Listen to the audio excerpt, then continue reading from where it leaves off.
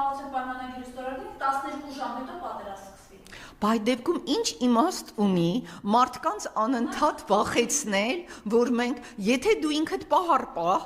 հիշում ես, որ կարող է մի քանի ժամ հետո էլ կնքվի։ Այդ դեպքում այդ հրահանգը շատ ես լրատվամիջոցներում կարդացի, որ ինքը հավաքել է ՔՊ իր եւ падգամավորներին եւ կառավարության անդամներին, նաեւ Գյումրու այդ